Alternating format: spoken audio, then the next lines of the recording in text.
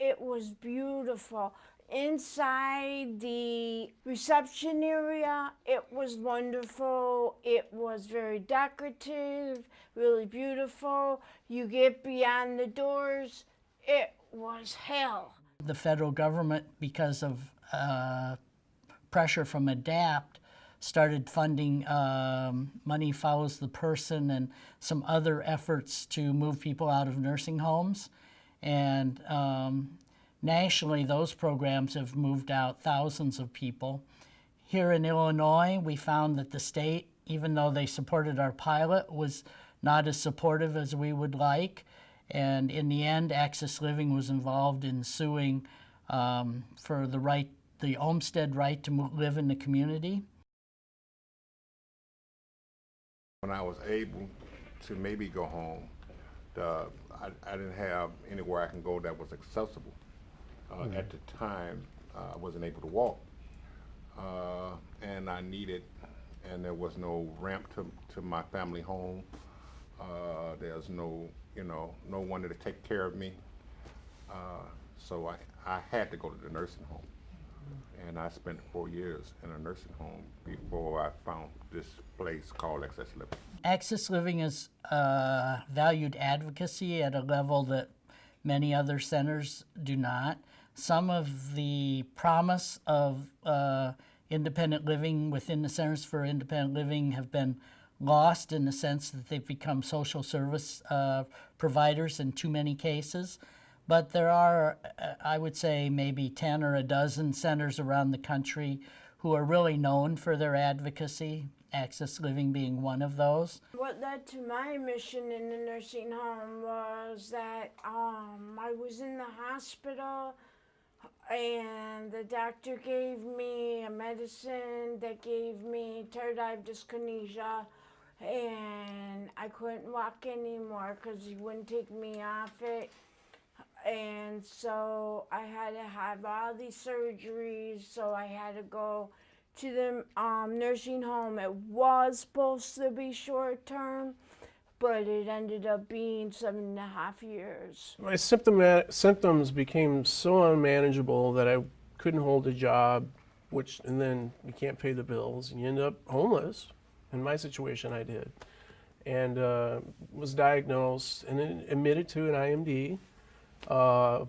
Which helped me for a minute, but it was so chaotic, the first one, and it was not, the setting there was not conducive to recovery for me. And I realized by the second week I was stuck in there too. I wanted to get out. Eventually I went to transferred to another one, and then moved back into the community from there.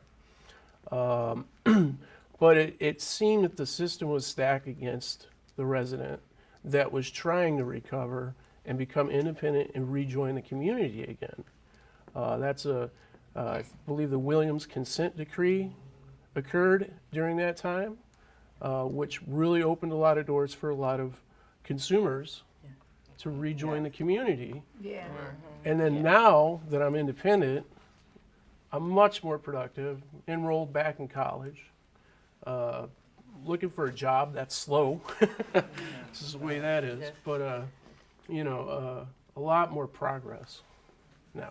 In the Williams case, it seemed that the Division of Mental Health had people who kind of understood the nature of the program and really made an effort, and we saw that it was much more successful. Institutional living has damaged so many lives in the past. Just these last few months, there was a story in the media about all these unmarked graves at the Reed Mental Hospital. It just shows how those lives are so devalued that they don't even get a grave marker. The nursing home where I was at, it all depends. If you have visitors, that's the amount of respect you get. The more visitors you get, the more amount of respect that you get. I think people become depressed. With me, it made me angry. And it actually made me more determined. Look, here, we're going to have, things will get done, because suppose this was you. Suppose this was you and your family. The amount of respect that you would give to your family, that's the same amount of respect that we deserve. You're told when to get up. You're told when to go to bed. You're told what time to eat, what you have to eat. The food is often not good. The care is not good. We see people left in their beds in their own feces or in their own urine all too often. The abuse levels, the nursing homes and other institutions are often understaffed.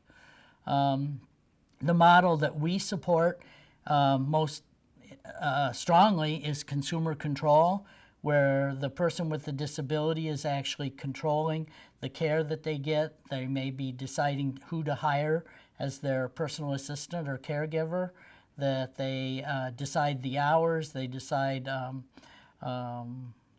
pretty much everything that about the care that they need. Most of the medications that are ordered in the nursing home, the charge nurse gets most of the orders by phone. You rarely see a doctor in a nursing home. No. You may Maybe once a month. you may see him like Every 2, 3. Right. every 3 or 4 months, maybe, if you're lucky. First of all, they don't have adequate help. You have 20-something people on one side with only one or maybe if you're lucky, 2 CNAs working that side. So they can't possibly get to everybody. And then you got people pulling from them from all different angles, and that makes them mean. At Access Living, we began moving people out of nursing homes back in 1997, and we were pretty much pioneers in Illinois in doing it. There were a few other centers around the country that were doing it, I would say, on kind of an informal basis. And we actually approached the state of Illinois and got them to fund a pilot. And Access Living, we and particularly Progress Center were responsible for writing the protocols for moving somebody out of a nursing home. And we began that in '97. We didn't have a huge amount of resources. This pilot wasn't that much money, but we hired some staff to do it. We were able to buy people furniture, find apartments for them, get the household goods that they needed, set them up with a doctor outside the nursing home, because usually in the nursing home you have a doctor that is hired by the nursing home, which to me has always been a conflict of interest. That's what I was getting around to. And he made a good point about as far as having guidance, or counseling, I should say, things that you didn't know, that they didn't provide much of that information to you. You kind of had to like to hear it from the grapevine, somebody coming up to you and just suggesting things that you to look into. I didn't get that from administration or counseling or my social worker. The main thing they would tell me was, Mr. Wade, in due time we will see about, as your health progresses and get better, about getting you out of here. But when they told me that, I didn't really hear nothing till 5, 6, 7 years later. Yeah, that was the same thing like Ken's story. I had no choice. My sister was taking care of my mom. She had Alzheimer's and dementia, and she couldn't take care of my mom and take care of me at the same time. So the doctor's like, well, we'll put her in a nursing home then. And it's like, what do you do? You're just like, okay, so it's like, I was in agreement with that, because it was like I was in a wheelchair and the house I had wasn't wheelchair accessible. Who was going to get me up the stairs to my room? Who was going to get me up the stairs to get in the house? you know, and at that time, I didn't know that there were people that can come to your house and help you. The restriction process that I encountered at the first place I was at, the first IMD, they would hand it out left and right, and then you'd have to go through hoops to get it removed. And it was, you know, sometimes it would be 4 or 5 days later before you could go outside again during hours before the curfew time. At one time I had a part-time job on the weekends, and sometimes they just wouldn't let you go outside because of the weather, even though I was adequately dressed for that weather. And I found that just unacceptable. It's crazy. Yeah. We continue to fight the fight. Nationally, the fight has been moving very well forward. When I started at Access Living back in 1990, about 20% of the long-term care funding in Medicaid was going to home and community services. That number nationally is over 55%, maybe approaching 60%, and continues to move up. And in Illinois, we're lagging behind because of the strong opposition we face from the institutional forces. They seem to be stronger in Illinois than in some states and better connected, but the battle goes on. We've been part of a coalition called the Going Home Coalition to shut down the state-run institutions. Illinois still has an abundance of state-run institutions, and those facilities are not overly super expensive, but they really isolate people from the community and any chance to really be part of society. So we see that the efforts to change are still there, and we still have several thousand people in Illinois in those state-run institutions. What happened with me on my depression after I got out the nursing home, I saw a doctor that they admitted me to once I got out, and they told me I didn't need it. They said, really, you don't need to take this medicine no more. I said, why not?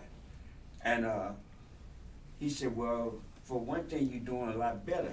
I used to ride around the nursing home, being nosy, of course, and I can see the people who were being mistreated. Yeah. You know, and those are the people that didn't have anybody coming to check on them. Oh, they tried to keep me away from the telephone. I would often ask to see my chart to get certain contact information from relatives that I've forgotten, and they wouldn't let me do it. The social worker would say, Mike, we're going to have to admit you to the hospital because you're just being so annoying and mean to our staff. Exactly. I'm like, I don't care. I know my rights. If they had an inspection, and the inspections were fairly regular, so they knew when they were going to happen, they'd go with the deep cleanings. Then in IMD, there would be some residents there that were lower functioning, so they'd really spruce them up, make sure all their clothes were clean, get them some new clothes, which is good. I think that's wonderful that they're taking an interest in the residents like that. But it was timed.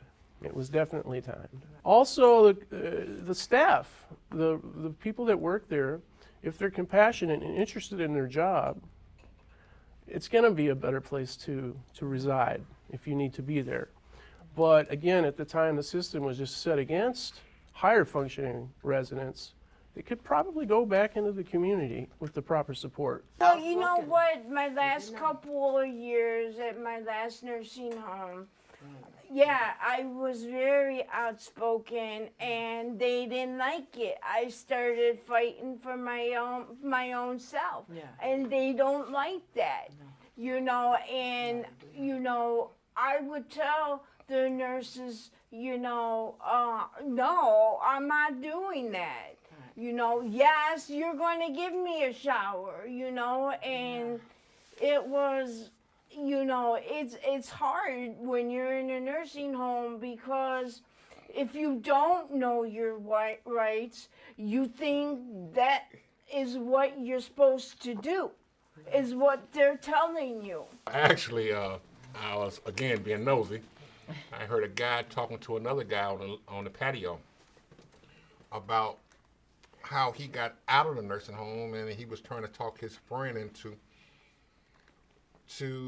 joining. So me being curious about what he was talking about, I went over and asked him, you know, what is this you're talking about? He said, well, it's excess living. It's a stepping stones program. You could join it, and they will sign you up for a referral. I said, well, how do I get involved in that? He said, well, you go talk to the social worker. So I goes in and I talk to the social worker, and she said, well, no, you have to be on a list. We do have programs sort of like that, but you have to be on this list. So me being deterred, I go back out and the guy asked me, he said, what did she say? I said she told me I had to be on some kind of, I can't say what I said. But, Right. and, he said, no. He went in his wallet when he pulled out this card with this lady named Mary Delgado on it for the Stepping Stones program. He said, call her. So I went back in and I called her and I asked her, could I join the Stepping Stones class? She said, you in a nursing home? I said, yes. She said, of course you can. I said, when can I join? She said, can you make it here this Tuesday? All right. You know? Right, I say, yes, I can. I said, but they told me that I had to be on a list. She laughed at me. I said, no, you don't have to be on a list. You just need to be here Tuesday. So I went back and told the social worker, I'm going to Excess Living to see about what you're talking about. She said, no, you can't go down there because you have to be on the list. I said, well, the lady that runs the class told me I don't have to be on the list. And she said, well, we can't let you out.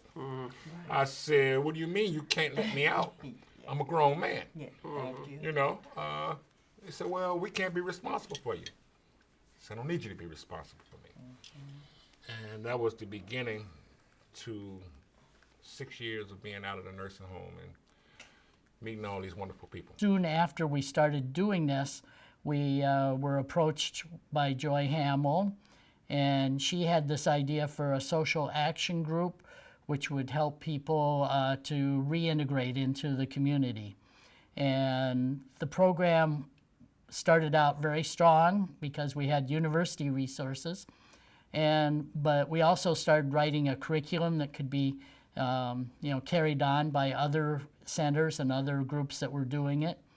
And out of the social action group, we have what is now called Stepping Stones. It makes you feel like you're not locked up. Because I felt like I was in prison at the time. But that process with time. So when I got out, I felt more independent. I was feeling alive, being able to sleep whenever I want to, and come in without a curfew. It was like reliving all over again, and getting out in society, doing things, made me more confident in doing for myself. Much better. I agree with a lot of what you just said about, I felt like I was locked up in a way. It was a lot of personal freedoms are gone. Inside there was a sense of being contained and so forth. But now, having transitioned back into the community for several years now, I can come and go when I want to. Responsible now for my own apartment, and I got those dirty dishes in the sink in the kitchen. But I'm looking forward to, those are my dishes. Definitely responsibility. Yeah, those are responsibilities. I got dirty laundry all over my bedroom floor. It's just a mess in there, but I know what to do. I can clean it up and wash my clothes, and I know how to do that. But I don't have anybody telling me what to do anymore. With that. Big relief. Yeah. And, you know, I can go out and just be in the community whenever I want to. And it's more freedom. My apartment is wonderful. The first month is really rough for me. It was really rough for me. I had to learn a whole lot of stuff over again. How to take my medicine, when to take my medicine, you know, what medicine to take at this time. And the adjustment was really hard for me because I was so used to having someone say, okay, Lynn, come, sorry, I didn't mean to hit you. Come on, Lynn, let's go. It's time to take your medicine, you know, and when you go to independent, you have to do that yourself, but after that, it's wonderful. You know, like everyone said, you come and go when you want. You don't have a curfew. Yes. You have people over. You have parties over. Right. People over to have parties all the time. I have my friends over every weekend and we're partying.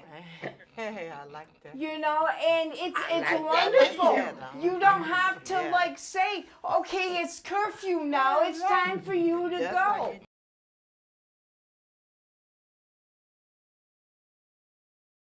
We have rights. We're taxpayers.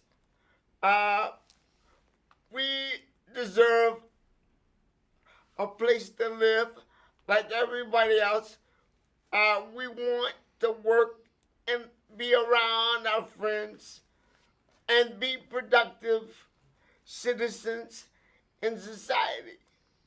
And we deserve that opportunity. But we need the funding to be able to do all these things. There's programs that have already been implemented that are not working properly. Come to the table and we'll gladly be able to agree to sit down with you. I think in the era of Medicaid managed care, we're seeing, I think, kind of a real resistance to the disability rights movement now. The attacks on Medicaid really come down on the heads of people with disabilities very strongly. We see pressure on, even though home services is cheaper than institutional care, we see a lot of pressure on funding those community services that people really need. I would say agencies that support you and get you out, that get you to transition, definitely need budget. You know, they need the support from the legislators also. And to the people in nursing home, you know, there's a lot of you that can transition, and I recommend it because you have even more access to greater resources once you transition back into the community, and you'll feel better about yourself. I'd like to tell my friends in the nursing home that they can do it. I have a lot of friends that I had over at a nursing home that are so scared to come out because they're afraid to be independent. And I just want to tell them, yeah, it is scary, but you get over it. Help is out there. You just have to know how to find it. You will hear some things by word of mouth, but you can also Google some of these places. If you have a phone or you got a chance to get to a computer, you can Google access living and threshold and Colbert, and if you're sitting in a nursing home and you want to get out, you can get out. Yes, no. If you want, there are support systems. Like you say, we mentioned access living numerous times, and there are contact people. And even inside the nursing home, you can have, when Jimmy was talking about Google, now they've had this, whatever the name of that free phone system, but you can actually start getting free phones even while you're in the nursing home. SafeLink, thank you. And you can start doing the outreach there. And even if we give you a contact person and the minutes roll over, but want to let you know, just don't give up. Like you say, it's every step that you make is worth the fight. And in the end, if you want that independence and you want that freedom, it's there. I think everybody needs to be heard, you know, and that comes with sometimes good counseling, good guidance. You know, that'll help you go a long way. But if you just moping and not saying nothing, you got to speak up. Now, I'm not saying that you should not take senior citizens that cannot function outside in the world in a nursing home. Yeah, you should. But in my viewpoint, for the disabled people, no. There are supports available, that they're not as robust as I would like to see, but if the person is persistent and stays focused on their desire to get out, that it is possible to succeed, and that, you know, they could call Access Living, they could call the state ombudsman's office. There's different places they could call in order to make sure that that process continues to move forward. And we've seen some people fight for over a year to get out of nursing homes, but if they continue to fight, they do succeed.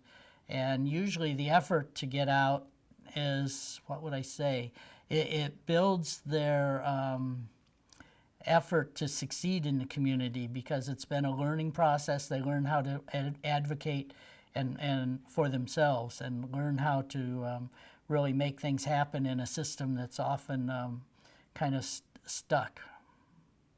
I get my satisfaction from helping my brothers and sisters that are still locked away in prison. Locked away in prison that may not be able to express their concerns and their needs.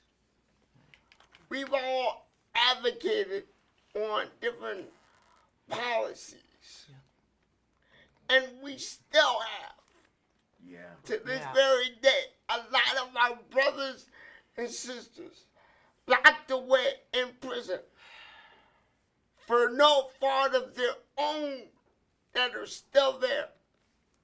This is why I work every single day to work on different pieces of legislation.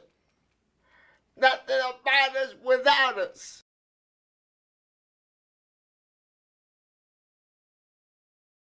The Disability Integration Act, I think, is really the necessary follow-up to the Olmstead decision.